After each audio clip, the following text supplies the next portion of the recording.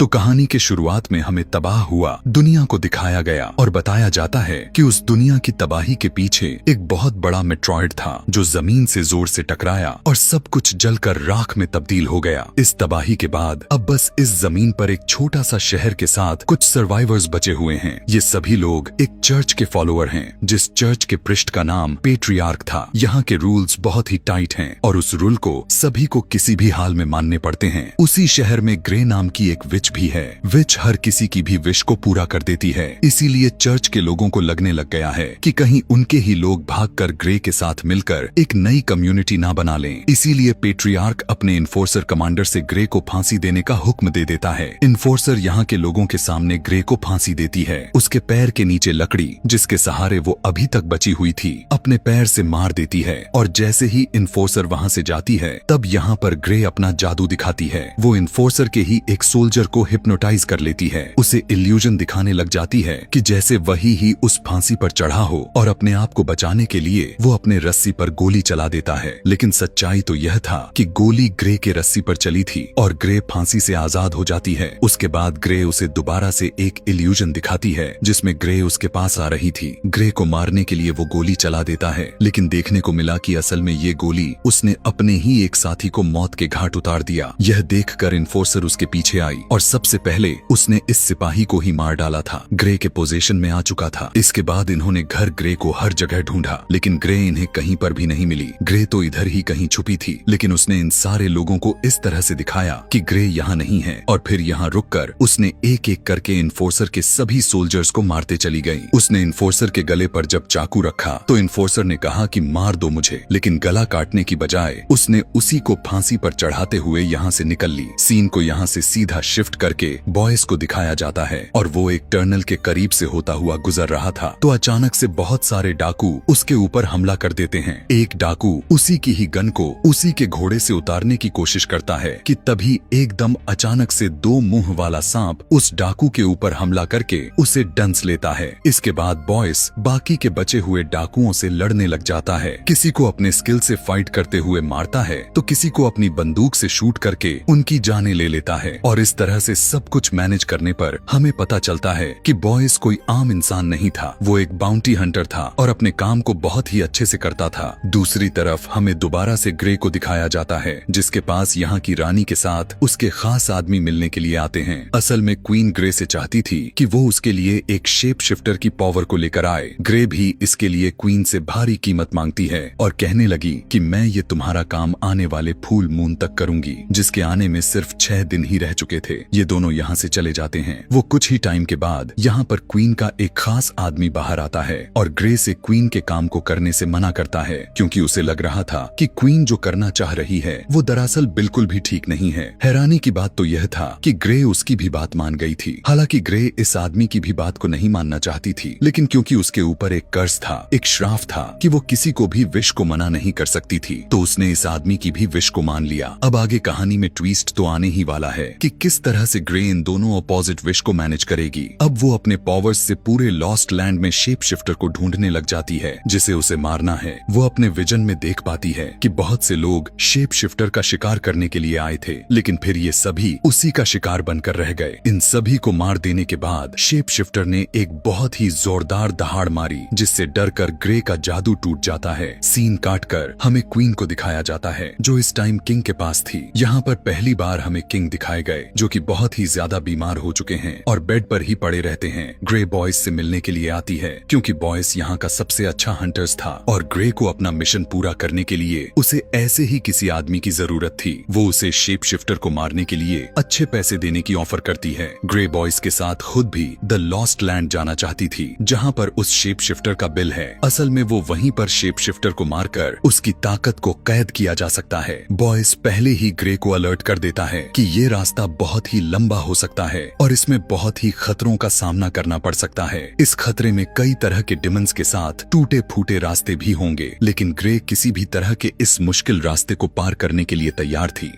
Church के लोग जो अभी भी ग्रे के पीछे पड़े हुए हैं ग्रे को ढूंढते हुए इस बार पर अटैक कर देते हैं और उनके हाथ लगने से पहले ही ये दोनों वहाँ से भाग जाते हैं। हम देखते हैं कि पेट्रियार्क को अंदर ही एक खबर मिली थी कि क्वीन भी सीक्रेटली ग्रे से मिलने के लिए गई थी। इससे पेट्रियार्क को ग्रे से डर लगने लग गया था। उसे ये लगने लगा था कि कहीं क्वीन भी ग्रे के साथ मिलकर चर्च के खिलाफ कोई षड्यंत्र तो नहीं रच रही है। इससे पहले कि ऐसा कुछ हो वो इन्फोर्सर को ग्रे को पकड़ कर लाने का हुक्म दे देता है। अब इन्फोर्सर अपने कुछ सिपाहियों को लिए ग्रे और बॉयज के पीछे पड़ जाती है जो एक खास शहर में पहुंच गए थे। यहाँ पर आते ही ग्रे और बॉयज के दोस्तों के घर पर स्टे करते हैं। यहाँ इनकी बातचीत से हमें बॉयज का पास्ट पता चलता है कि वो इतना अच्छा हंटर कैसे बना था। बचपन में लॉस्ट लैंड के अंदर उसकी आंखों के सामने उसके मॉम डैड को मार दिया गया था, जिसके बाद वो अपने सर्वाइवल के लिए डीमन से लड़ते लड़ते आखिर वो उस शहर में पहुंचा जहाँ पर इंसान आज भी बस रहे थे। खैर ये लोग अपनी सफर दोबारा से कंटिन्यू कर देते हैं, जिसके बाद ये लोग एक बिल्डिंग वाले जगह पर आए थे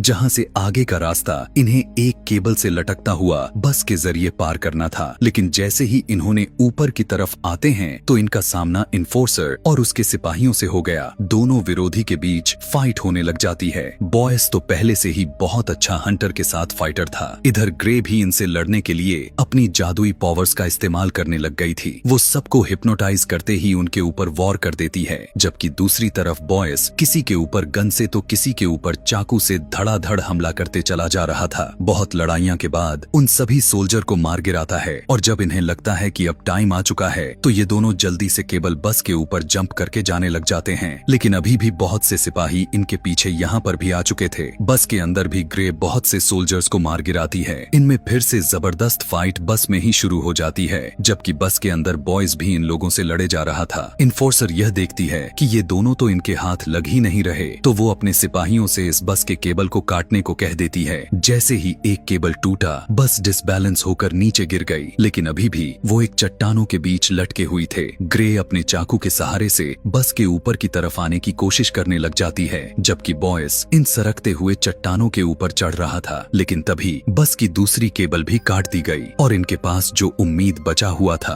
अब वो भी खत्म हो गया। लेकिन वे दोनों अपने चाकू को इस्तेमाल में लेते हुए आखिरकार ऊपर चढ़ने में कामयाब हो गए। यह देखते हुए इन्फोर्सर ने अपनी स्नाइपर को निकालकर बॉयज को शूट करने की कोशिश की, लेकिन स्नाइपर के लेंस के जरिए ही ग्रे ने दोबारा से इन्फोर्सर को हिप्नोटाइज कर लिया। उन्हें ऐसा फील हुआ कि वो दोनों वहां से चले गए हैं और इस तरह उन दोनों का पीछा उन लोगों से बच गया। फाइट्स के दौरान बॉयज को एक गोली लग चुकी थी, जिसकी वजह से उसे बहुत ज्यादा दर्द हो रहा था। खुद ही बॉयज उस गोली को अपने शरीर से निकाल देता है और ग्रे अपने जख्मों पर टांके लगाती है। हमें क्वीन को दिखाया जाता है, जिसे पता चला है कि वो प्रेग्नेंट है। क्वीन को एक वारिस मिल चुका था, इसीलिए उसे किंग की अब और सहने की जरूरत नहीं थी। क्वीन का रवैया भी कुछ ठीक नहीं था। वो किंग से अलग भी होना चाहती है, लेकिन किंग से अलग होने पर जो उसे क्वीन की हैसियत से ताकत मिली है वो उसके पास से खत्म हो जाएगी। इसीलिए बिना रहम दिखाए फौरन से किंग को मार देती है और सबसे झूठ कह देती है कि उनकी बीमारी की वजह से उनकी मौत हो गई। इधर ये लोग अब एक ऐसे शहर में पहुंच चुके थे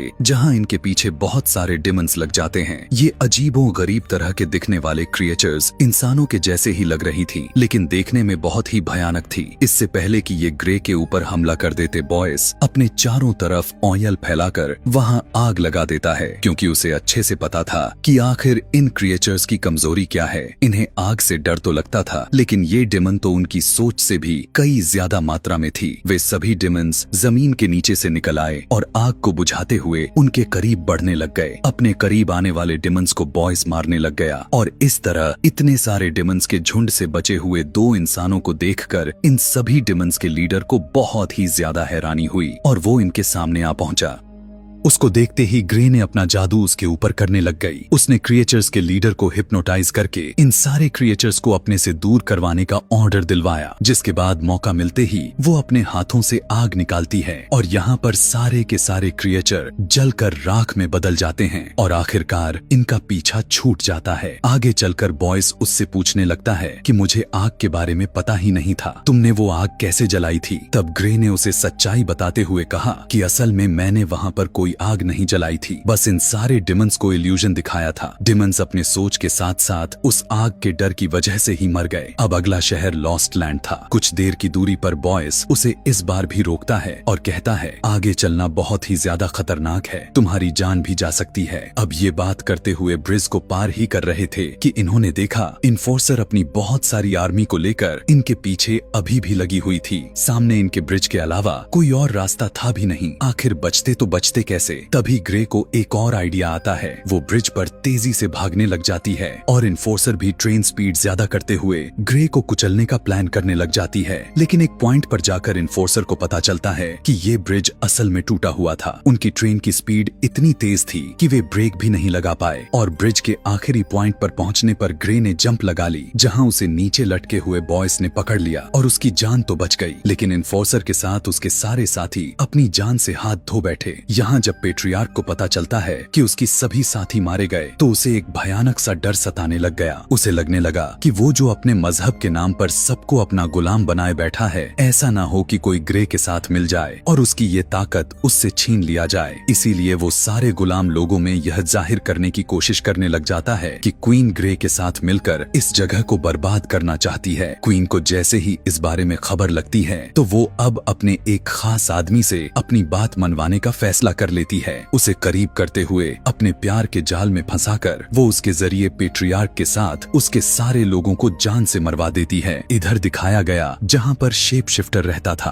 अभी कुछ ही देर में फुल मून भी होने ही वाला था। ग्रे ने देखा कि यहाँ पर बहुत सारे ह्यूमन स्कल्स रखे हुए थे। बॉयस ने बताया ये सभी उन लोगों के स्कल्स हैं जो शेप शिफ्टर का शिकार करने के लिए आए थे। अभी भी सोच लो, वक्त है। लेकिन यहाँ पर भी ग्रे उसकी बात को टाल देती है। ग्रे अपने उंगलियों में बड़े बड़े चांदी के नाखून के नुकीले लगाने लग जाती है। उसे पहनकर बॉयस के साथ एक बहुत ही बड़ा राज रिवील करती है और कहने लग जाती है कि तुम्हें क्या लगा कि मैं नहीं जानती? मैं जानती हूँ कि तुम ही वो शेप शिफ्टर हो। मैं इस बारे में पहले से ही अपने जादू से पता लगा लिया था और मैंने ही तुम्हें इस काम के लिए इसलिए हायर किया क्योंकि तुम यहाँ रहते थे, इसीलिए तुम मुझे यहाँ तक सेफली पहुँचा सकते थे और तुम्हें यहाँ तक लाने का मकसद ही यह था कि तुम्हारी ताकत लेने के लिए तुम्हें तुम्हारे जगह यानी तुम्हारे बिल में लाकर मारना जरूरी था। फुल मून होते ही बॉयज भी उसी के सामने ही शेप शिफ्टर यानी एक भेड़िए में तब्दील होने लग जाता है। इस भेड़िए के रूप में आते ही बॉयज की ताकत बहुत ज्यादा मात्रा में हो जाती है और वो ना चाहते हुए भी ग्रे के ऊपर तेजी के साथ हमला कर देता है। ग्रे भी अब लड़ने के लिए तैयार थी। अपने जादू से वो बॉयज को हिप्नोटाइज करते हुए ऐसा दिखाती है कि जैसे बहुत सारे परिंदे उसके पास आ रहे हैं। इन परिंदों को हटाने के लिए भेड़िया अपने हाथ को इधर उधर करने लग जाता है कि तभी उसी टाइम एक बहुत बड़ा सा परिंदा उसके ऊपर हमला करने के लिए पहुंचता है।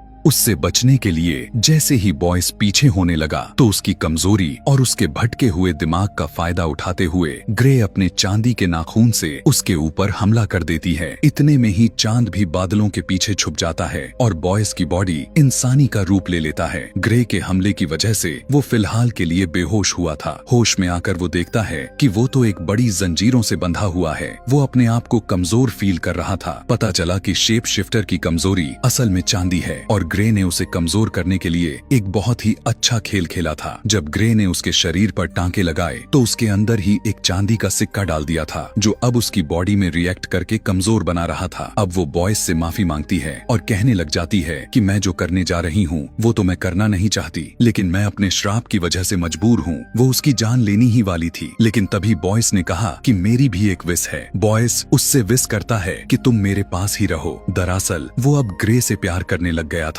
यह सुनकर ग्रे के आंखों में आंसू आने लग गए और उसने कहा कि हर विश की एक भारी कीमत भी चुकानी पड़ती है। बॉयस इसके लिए भी तैयार था, लेकिन ग्रे तो बुरी तरह से फंस चुकी थी। वो क्वीन की विश पूरी करती, क्वीन की खास आदमी की या फिर बॉयस की। जैसे ही फुल मून दोबारा से बादलों से बाहर निकलता है, बॉयस एक शेप शिफ्टर में बदल जाता है और बॉयस काफी बेदर्दी के साथ उसके सीने में अपना खंजर को स्टैब करते हुए उसे जान से मार देती है। जिसके बाद ये सीन यहीं पर कट हो जाता है और हमें अगली सुबह का सीन दिखाया जाता है। ग्रे के हाथ में हमें बॉयज की भेड़िए वाले खाल को दिखाया गया। ग्रे के वापस आते ही वो देखती है कि यहाँ के सारे लोग बहुत ज्यादा खुश थे, क्योंकि वे सभी चर्च के हुकूमत से काफी ज्यादा मात्रा में तंग आ चुके थे और उनके लिए उम्मीद की एक किरण सिर्फ ग्रे ही दिखाई दे रही थी। ग्रे के आते ही वो अपना विरोध करना शुरू कर देते हैं और सारे के सारे विद्रोही बन जाते हैं। चर्च के ऊपर सभी हमला करके उसके ऊपर का क्रॉस भी गिरा देते हैं। ग्रे अब सबसे पहले जाती है क्वीन के सबसे खास आदमी के पास। वो उसे बॉयज के खाल को देते हुए कहती है क्वीन को अपना खून इसके ऊपर डालना है, जिसके बाद इसकी ताकत उसके अंदर चली जाएगी। उसकी खाल पकड़ते हुए वो आदमी कहता है कि मैंने तो तुमसे विश मांगी थी कि तुम क्वीन की विश ना पूरी करना। तो ग्रे उसे यहाँ पर ट्विस्ट बताते हुए कहने लग जाती है कि क्वीन असल में शेप शिफ्टर बनकर बॉयज को पाना चाहती थी, लेकिन वो यह बिल्कुल भी नहीं जानती थी कि शेप शिफ्टर सिर्फ एक ही है और वो है बॉयज। क्वीन की शेप शिफ्टर बनाने के लिए बॉयज की ही मुझे जान लेनी पड़ी और तुम्हारा विश करने का मकसद था कि तुम्हें क्वीन मिल जाए। अब बॉयज मर चुका है तो क्वीन भी तुम्हारी हो चुकी है। अब जब क्वीन को यह हकीकत पता चलती है कि बॉयज मर गया तो वो पूरी तरह से टूट जाती है। उसे वो लम्हे याद आने लग गए जब बॉयज ने उस कहा था